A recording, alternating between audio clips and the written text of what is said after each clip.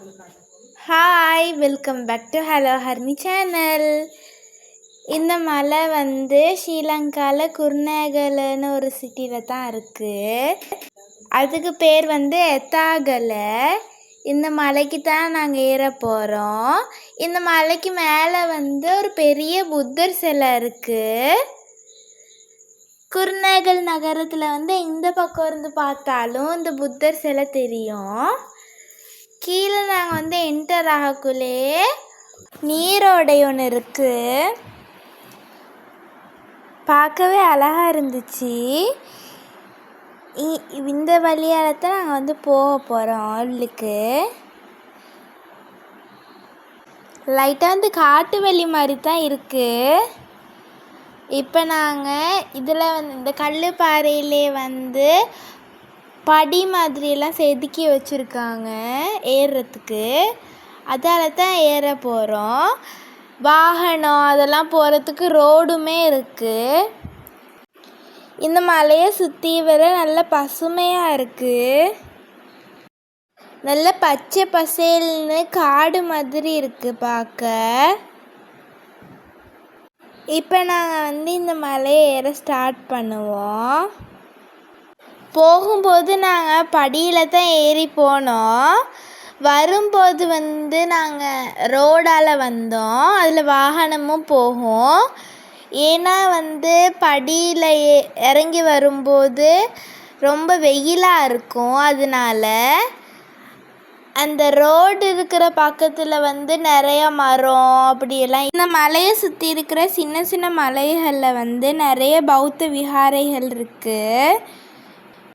கூடுதலாக வந்து இங்கே பௌத்த விஹாரைகளுக்கு வந்து வெள்ளை உடுப்பு தான் உடுத்துவாங்க. இங்கேருந்து பார்க்க முழு குருநேகல் டவுனுமே விளங்குது, குளமும் விளங்குது. குளம் வந்து இவ்வளோ பெருசாக இருக்குன்னு இங்கேருந்து தெளிவாக பார்க்க எழுது. எவ்வளோ அழகான சூழல்ல கல்லு பாறைக்கு மேலே இருக்கோன்னு பாருங்க. அப்படியே சுற்றி வர பாருங்க எப்படி இருக்குன்னு. சுற்றி வர வந்து நிறைய பில்டிங்ஸ், மரம், செடி கொடி, குளம் எல்லாம் பார்க்கக்கூடியதாக இருந்துச்சு. இப்போ நாங்கள் கொஞ்சம்தான் ஏறி இருக்கோம். அதுக்கே வந்து இந்த அளவுக்கு விளங்குது. இப்போ இந்த கல் பாறைக்கு நேராக உள்ள இடங்கள் மட்டும் விளங்குது. இன்னும் மேலே போக போக முழு குருநேகல் டவுனுமே தெரியும். இதுதான் நான் சொன்ன குளம். இவ்வளோ பெருசாக இருக்குது. நாங்கள் வந்து நார்மலாக நடக்கக்குள்ள இவ்வளோ பெருசாக இருக்குது இந்த குளம்னு வந்து விளங்காது. ஆனால் இங்கேருந்து இருந்து பார்க்கக்குள்ள நல்லாவே தெரியுது. இப்போ நாங்கள் இன்னும் கொஞ்சம் மேலே ஏறி போயிட்டு பார்ப்போம். இப்போ வாங்க நாங்கள் இன்னும் கொஞ்சம் மேலே ஏறி போயிட்டு பார்ப்போம். இது வந்து ஓரளவுக்கு நாங்கள் மேலே ஏறினோன்னே பார்க்கவே அழகாக இருந்துச்சு.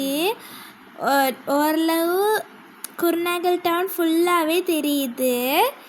இப்போ நாங்கள் வந்து புத்தர் சிலை கிட்ட போயிட்டோம். இங்கேருந்து பார்க்க வந்து புத்தர் சிலை வந்து சின்னதாக தெரியுது. ஆனால் கிட்ட போக போக வந்து ரொம்ப பெருசு. இந்த டவுனில் எங்கேருந்து பார்த்தாலுமே இந்த புத்தர் சிலை தெரியும். நிறைய பேர் வந்து சுற்றுலாக்கெல்லாம் இந்த இடத்துக்கு வருவாங்க.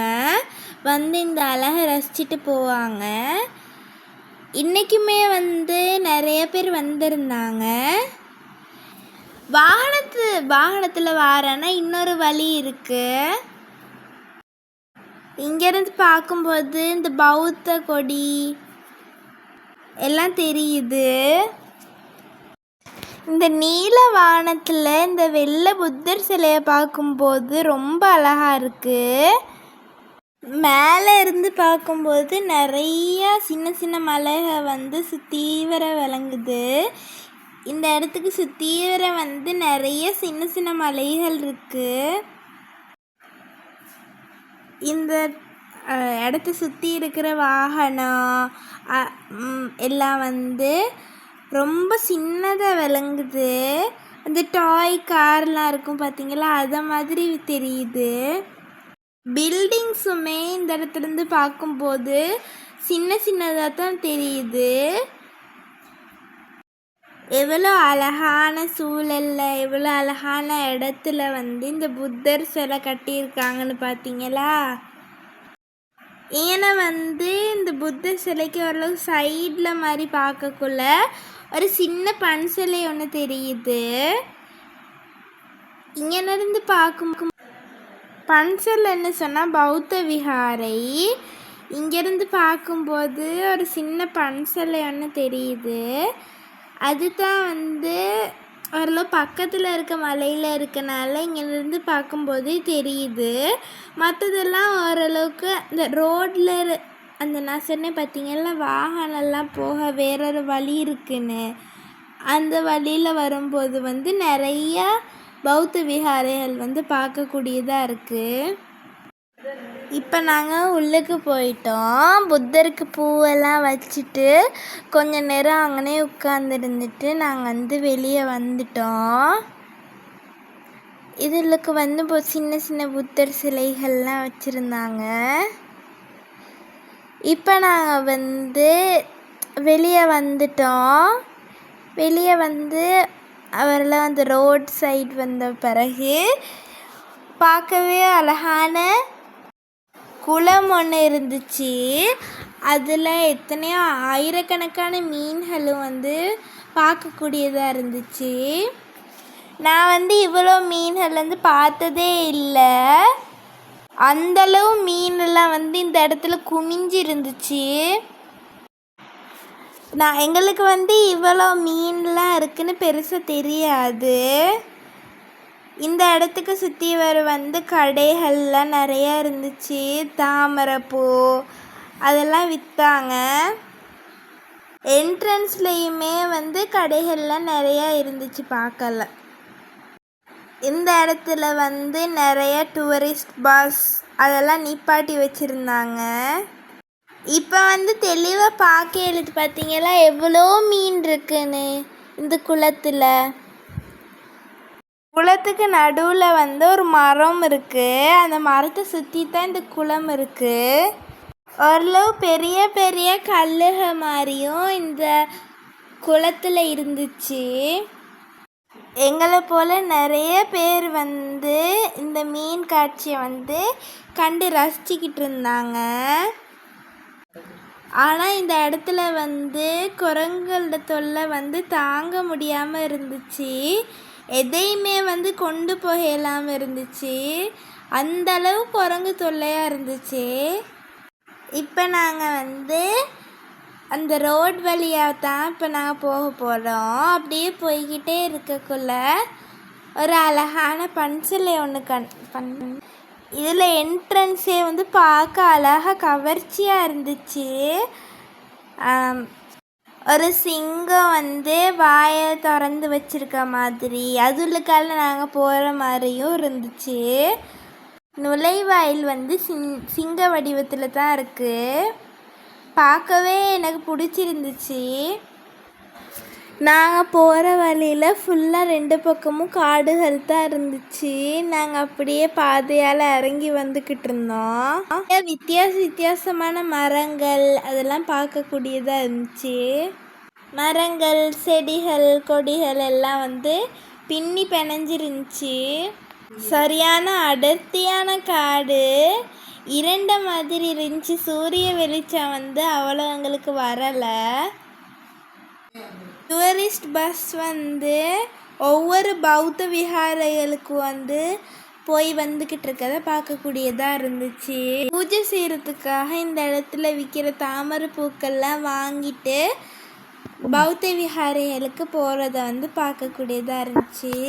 இதில் அந்த வைல்ட் பாய் அதுலலாம் வார மாதிரி கொடிகள்லாம் இருக்குது. இந்த இடத்தால கரண்ட் சப்ளை எடுத்திருக்காங்க. வயர்ஸ் எல்லாம் போட்டு மேலே. இந்த பாதையில் நைட்டுக்கும் வரலான்னு நினைக்கிறேன். எனக்கு அப்போ சரியாக தெரியலை. ஆனால் லைட்லாம் போட்டிருக்காங்க.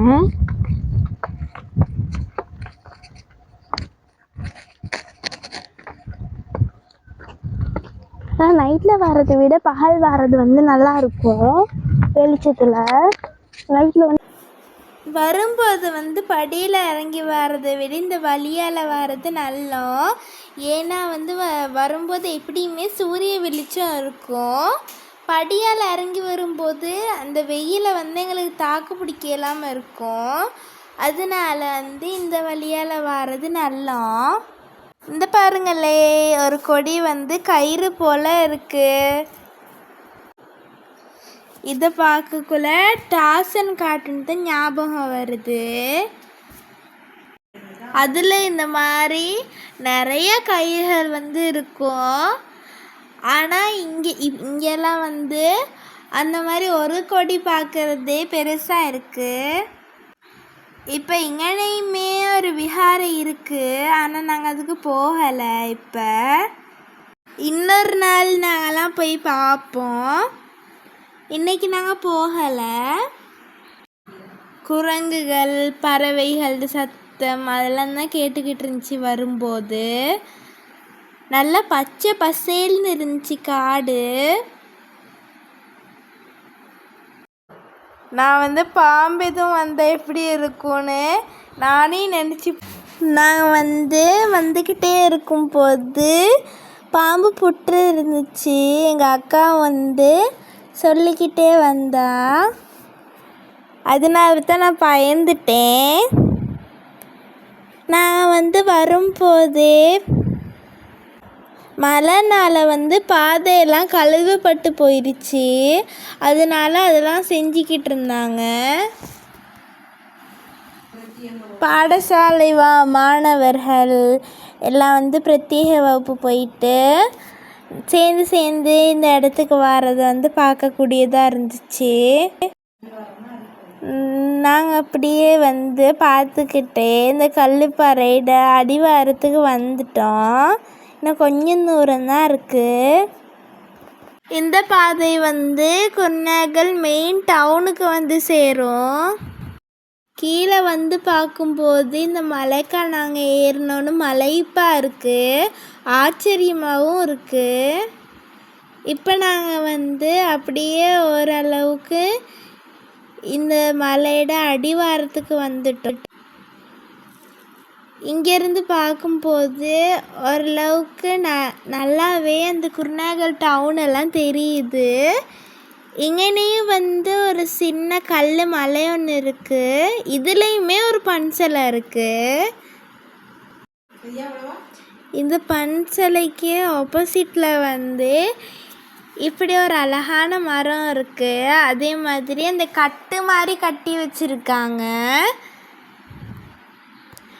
ரோடுமே வந்து சிமெண்ட்டில் தான் போட்டிருக்காங்க இந்த இடத்துல மட்டும்.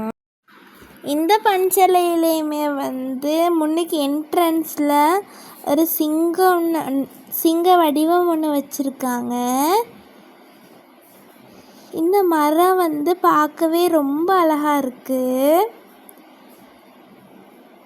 இப்போ நாங்கள் வந்து ஓரளவுக்கு இந்த மலையோட அடிவாரத்துக்கே வந்துட்டோம். இன்னும் கொஞ்சம் தூரம் தான் இருக்குது, ரொம்ப கிட்ட கொஞ்சம் தூரம் தான் இருக்குது. இங்கேயுமே ஒரு கல்லுப்பாறை இருக்குது, அதில் பேர்லாம் எழுதியிருந்தாங்க. இந்த வீடியோ பிடிச்சிருந்தா லைக் பண்ணுங்கள், ஷேர் பண்ணுங்கள், கமெண்ட் பண்ணுங்கள், மறக்காமல் சப்ஸ்கிரைப் பண்ணுங்கள். என்றும் ஹலோ ஹரிணி.